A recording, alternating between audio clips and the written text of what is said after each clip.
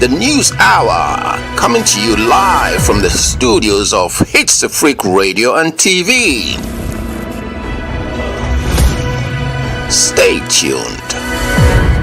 Download the tuning app onto your mobile phone today and catch up on all the latest news from HitzAfrik Radio.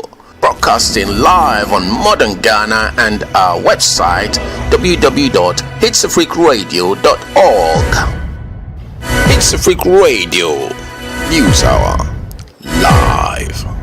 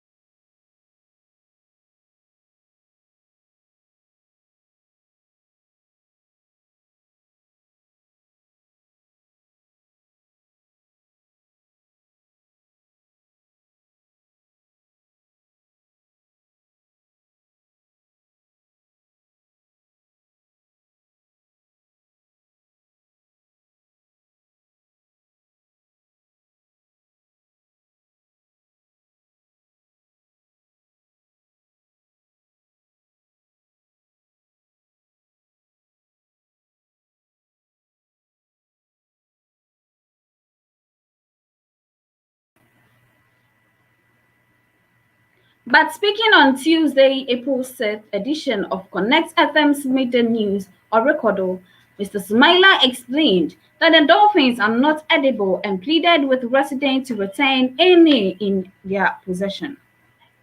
When we visited Brewer, we realized that many of the dolphins had been taken away. At the spot close to the beach, we also saw about 6 heads and other parts, and our suspicion was that they had been prepared and possibly sent somewhere to be sold. So we quickly engaged the local media to make announcements that anyone in possession of the mammal or its parts return them, as it cannot be eaten. Moving on to other stories, General EC to pay 2020 field operatives by April 30th. The Electoral Commission of Ghana has said that all its field workers from the 2020 election period should be paid latest by April 30th, 2021.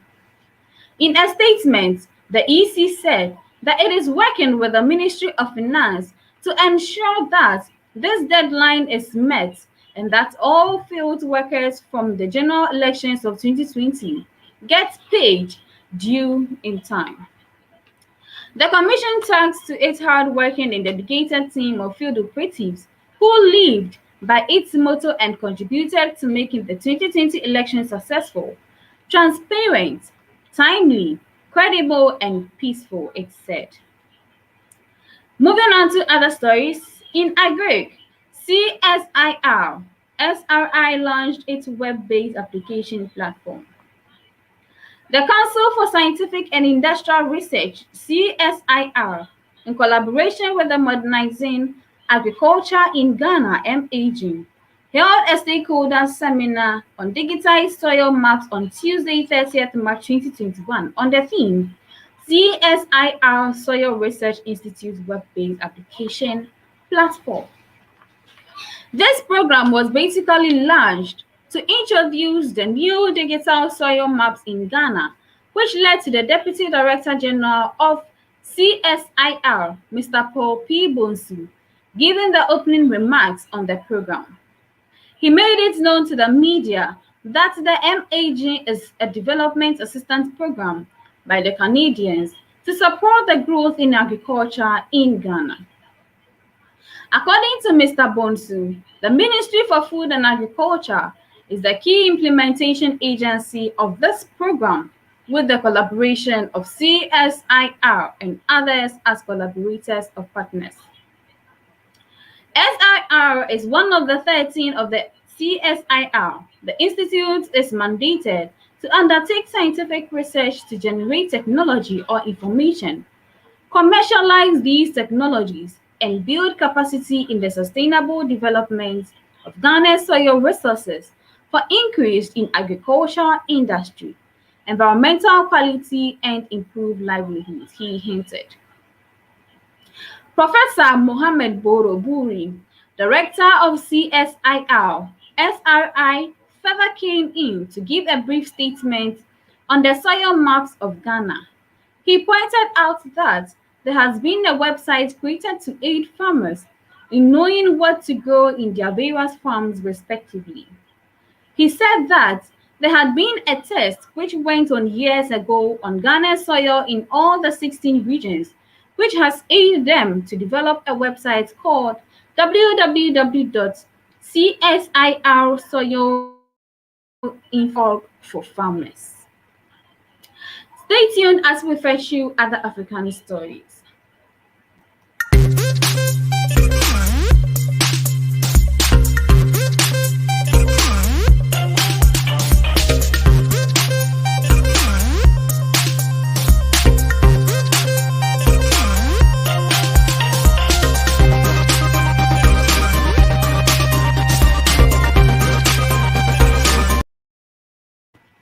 You are still logged on to HitzAfrik Radio and TV. We are streaming live on Facebook, YouTube, and Twitter at HitzAfrik Radio and TV.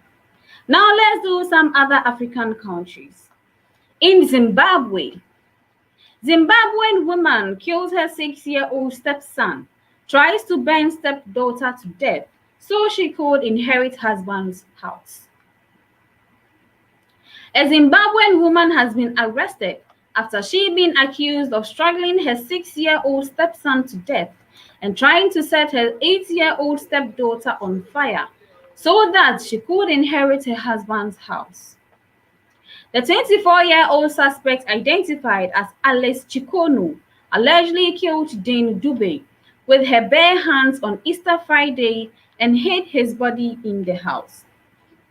She then allegedly locked her sister in the bedroom after switching on a stove and covering it with a blanket, apparently hoping the blanket would catch fire and set the room on fire. Chikono allegedly fled to Harare after making a false report to the police, claiming the boy was missing. However, there was a power cut soon after she left the house, thereby putting her plans off real. It was gathered that the suspect had allegedly been planning to kill the children for more than 1 year. She was arrested in Harare on Saturday, April 3rd, where she had fled to, and she was arraigned before Kwekwe Magistrate Mrs. Florence Nago, facing a murder charge. Nago did not ask her to plead and remanded her in custody to 17th April. According to court papers, Chikono strangled the boy to death so that she would inherit the house belonging to his father, Mr. Toniwell Dube, 49, since he was the only son. Speaking to the Chronicle, the visibly shaken father gave a horrendous account of how his son was murdered. I was away at work when I was called that the boy was missing, so I was constantly checking whether he had been found. I was only called by a relative and advised to rush home, but they did not tell me what had happened. When I arrived, that is when I was told about the incident. It broke my heart and I am still in pain, said Mr. Dombe, fighting back tears. After Chikono's arrest in the capital, Mr. Dobe managed to talk to her on what led to her to commit the crime. She told me that the plan had been in the pipeline for over a year. Her aunt, named Withheld, who is based in Kogwe, is the one who is nagging her to kill Dian, since he was the only son if I die. It was going to be hard for her to inherit my house, said Mr. Dube. She told me that she throttled the boy with her hands until he died while outside the house. She dragged the body inside the house before locking the elder sister, who is about 8 years old, in the other room before attempting to burn down the house, she said. A neighbor, on condition of anonymity, said a power cut saved the life of the girl, whose name was not given. The girl is very lucky to be alive because Chikono switched on the stove and put a blanket on the stove so it catches fire, which was supposed to then spread to the rest of the room. She then fled to Harare, but soon after she did that, there was a power outage. That was what saved the girl, said the neighbor. In other stories, in Nigeria, Nigeria's social satirist fights injustice with art.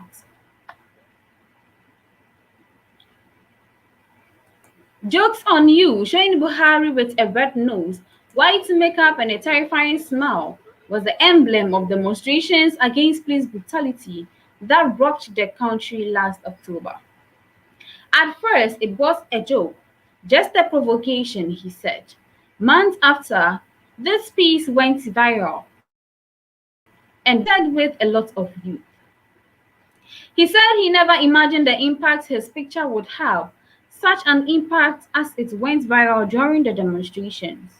The End SARS protest erupted last year and forced the government to disband the SARS Special Police Brigade. The demonstrations were brutally suppressed, and Amnesty International said 12 were killed after the army opened fire. Many were also arrested, but the artist said that they could motivate him. Being arrested would only motivate me to do more because being arrested means that they are starting to notice the work that I create, he said. So it means that yes, egos are being bruised. Yes, they are starting to notice that people are disgruntled. People are unhappy about the things they are doing. Abaje learned his craft at the oldest art school in Lagos, the Yaba College of Technology, where he graduated in 2017. In Nigeria, there is an abundance of artists who criticize the political system. The country is plagued by corrupt politics, rampant poverty, and violations of basic rights. Most of the learners here, when they are asked to express themselves, they always link to issues that border around social justice, said art teacher Dr. Odun Orumodlade. I think it's because of the state of the nation, things like that. Everyone has something to say. The news is always bad. There is always something to discuss anyway. Abade's good cop, bad cop portrait was made with knives of two monkeys. The figures wearing police helmets were seen in mugshots with signs around their necks saying murder and duplicity and theft. The piece is on display at his art school museum to inspire new generations of art. In another African country is Sudan. Death toll from West Darfur clashes rise to 56. According to a statement issued by the Central Committee of Sudanese Doctors on Tuesday, 78 more people were injured, bringing the number of those wounded in the violence to 132. The bloodshed, which started on Saturday, is the latest insurgence of violence in the Darfur region since the signing of a peace agreement late last year and the withdrawal of UN peacekeepers. On Monday, April 5th, the Security and Defense Council declared a state of emergency for West Darfur. The Sudanese Armed Forces (SAF) were deployed and are authorized to take all necessary measures to resolve the tribal disputes and to confiscate illegal weapons. The conflict between the Masalite and the Arab communities started in mid-January and has led to the displacement of over 109,000 people. And this is where we end the African stories. Stay tuned as we fetch the world news. The News Hour, coming to you live from the studios of HitzAfrik Radio and TV. Stay tuned. You're still logged on to HitzAfrik Radio and TV. Now let's do some world news. In Brazil has more than 4,000 deaths in 24 hours for first time. Brazil has recorded more than 4,000 COVID-related deaths in 24 hours for the first time, as a more contagious variant fuels a surge in cases. Hospitals are overcrowded, with people dying as they wait for treatment in some cities, and the health system is on the brink of collapse in many areas. The country's total death toll is now almost 337,000, second only to the US. But President Jair Bolsonaro continues to oppose any lockdown measures to curb the outbreak. He urges the damage to the economy will be worse than the effect of the virus itself and has tried to revert some of the restrictions imposed by local authorities in the port. Speaking to supporters outside the presidential residence on Tuesday, he criticized quarantine measures, saying they are linked to obesity and depression led to unemployment. He did not comment on the 4,195 deaths recorded in the past 24 hours. To date, Brazil has recorded more than 30 million cases of coronavirus. According to the health ministry, some 66,570 people died with COVID-19 in March, more than double the previous monthly report. In most states, patients with COVID-19 are using more than 90% of intensive care unit beds, though numbers have been stable since the past week. According to the Health Institute Fiocruz in Portuguese, several states have reported that short supplies of oxygen and sedative. But despite the critical situation, some cities and states are already easing measures limiting the movement of people. The fact is the anti-lockdown narrative of President Jair Bolsonaro has won. Miguel Lago, executive director of Brazil's Institute for Health Policy Studies, which advises public health officials, told the Associated Press. Mayors and governors are politically prohibited from beefing up social distancing policies because they know supporters of the president, including business leaders, will sabotage it, he said. And moving on to another country is Paris. Paris hits back a filthy street hashtag campaign. Restaurants in the Montmartre neighborhood in Paris on March 10, 2020 in Paris, France. Paris officials have blamed the political smear campaign after angry comments and pictures of filthy streets spread on social media, criticizing its trashed Paris. The hashtag Saccage Paris went viral over Easter, with many of the messages accusing the city's socialist leadership of ruining the capital. They complained of uncollected rubbish, damaged payments, and graffiti. The Paris deputy mayor said keeping the city clean had always been a problem.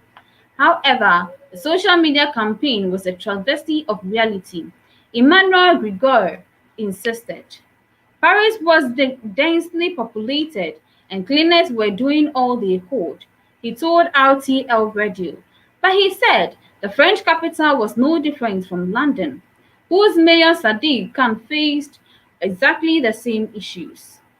Among the thousands of tweets, Cyril Capelna said for years, Paris had not lived up to its reputation as a city of light, and he accused Mayor Anne Hidalgo of turning it into a public dump. And so this is where the world news ends. Now let's do some entertainment news. Stay tuned.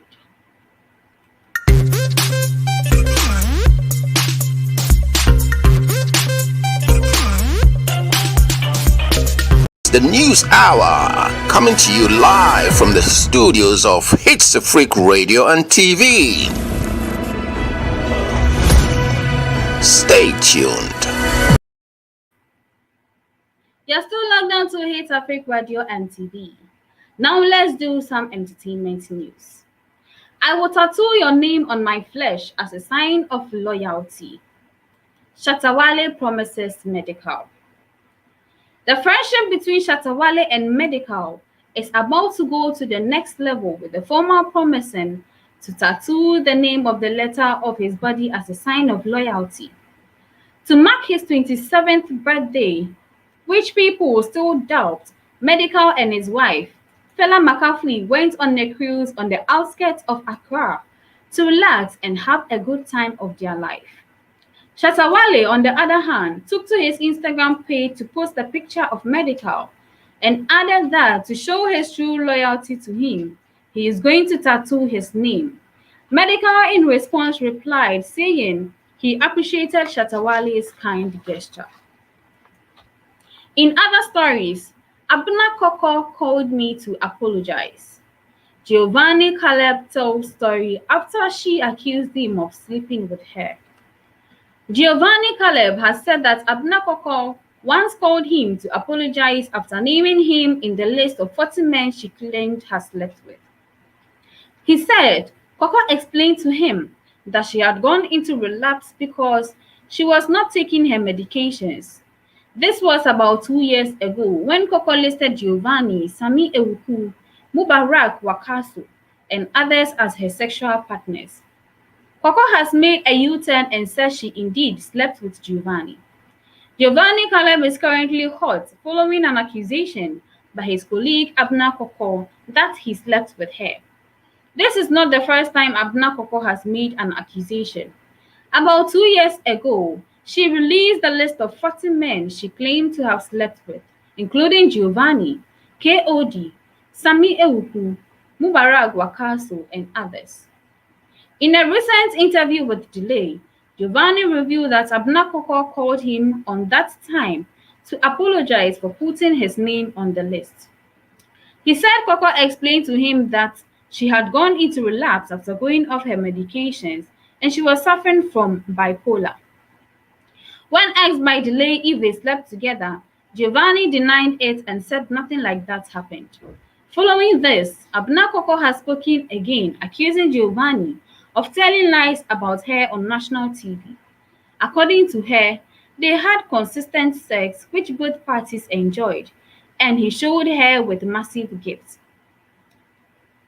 It is therefore unclear to whether Abna Koko indeed called Giovanni to apologize as he claimed, or if Giovanni was speaking about a different Abna Koko. Giovanni, however, has proven that he is not shaken by Abna Koko's accusation, as indicated in the video he shared earlier. He completely ignored the accusations and rather encouraged his fans to watch a repeat of one of his shows on TV.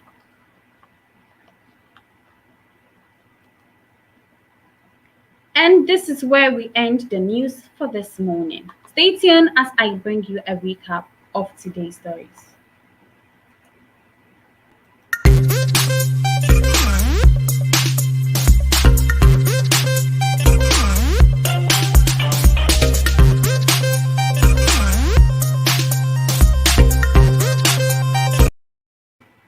You are still logged on to HitzAfrik Radio and TV. Now let's do a recap of today's headlines. Kolebu maternity ward not on fire. General EC to pay 2020 field operatives by April. Zimbabwean woman kills 6 years stepson. Nigerian social statues fight justice. And so other stories we brought your way this morning. My name is Abna Anya. Stay tuned for our programs.